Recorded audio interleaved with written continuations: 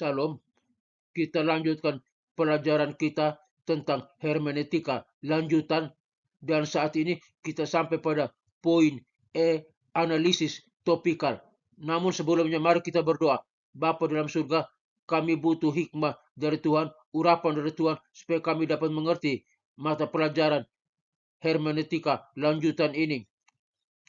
Karena kami akan menganalisis topik-topik yang ada dalam Alkitab, adalah firman Allah ini, firman Tuhan.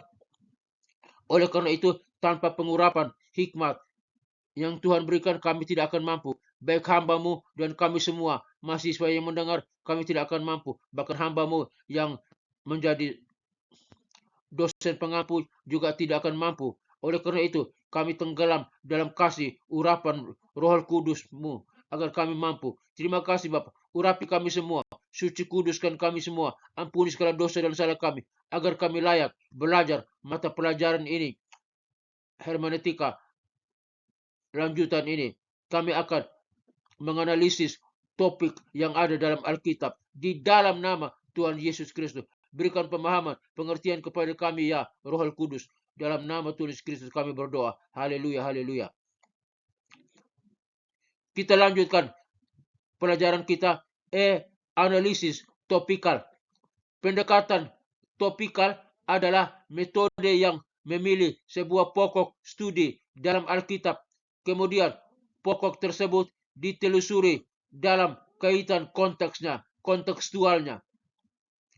Pokok yang dimaksudkan dapat berupa sebuah konsepsi, sebuah tema, sebuah kata atau ungkapan dalam kitab tertentu di Alkitab. Pokok ini bisa juga merupakan bagian tertentu dari sebuah kitab, sebuah bagian Alkitab seperti Pentatuk, nabi-nabi, surat-surat pastoral, Paulus, atau bahkan juga dalam keseluruhan PL atau PB.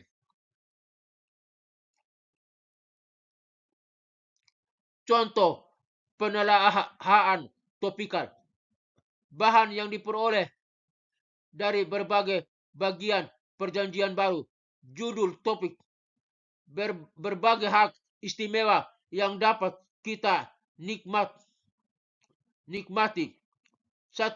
Hak istimewa menjadi anak Allah. Yohanes 1 ayat 12. 2. Hak istimewa menjadi ahli waris Allah. Roma 8 ayat 16 dan 17.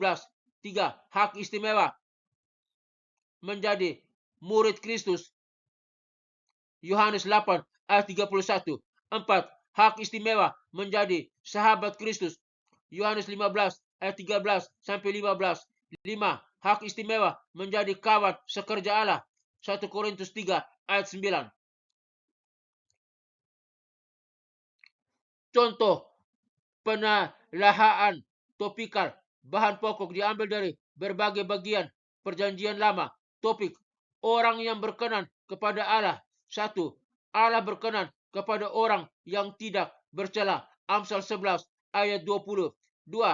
Allah berkenan kepada orang yang takut akan Dia. Mazmur 147 ayat 11. 3.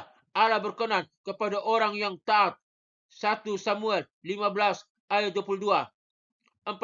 Allah berkenan kepada orang yang setia. Amsal 12 ayat 22.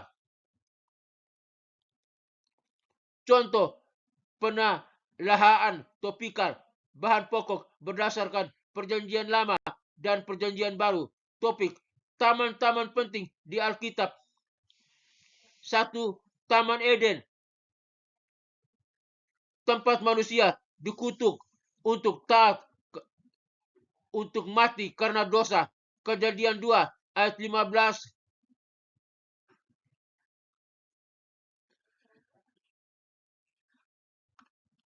Kejadian 3 ayat 1, ayat 17 sampai ayat 24. 2. Taman Getsemani, tempat Kristus menerima cawan murka ilahi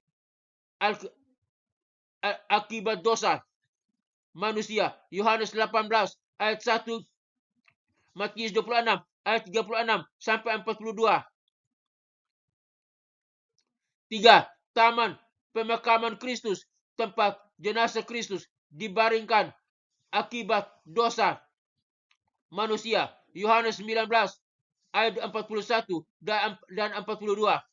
4. Taman dalam Yerusalem baru, tempat di mana tidak ada lagi kematian dan dosa. Wahyu 22 ayat 1 sampai 3. Prosedur penelitian analisis topikal. A. Pilihlah satu topik umum dalam sebuah kitab. B. Catatlah setiap pemunculan topik yang kita pilih pada kitab-kitab yang diselidiki. C. Kelompokkan bahan yang telah dicatat dan dikumpulkan. D. Perhatikan hubungan topik yang kita kelompokkan dengan konteksnya. E. Buatlah aplikasi. Latihan. 1. Analisislah 1 Tesalonika dan temukan topik berkaitan dengan tanggung jawab orang Kristen terhadap sesama orang beriman. 2. Analisislah bahan dari PL dan PB berkaitan dengan badai di laut yang pernah terjadi dan disebutkan dalam Alkitab.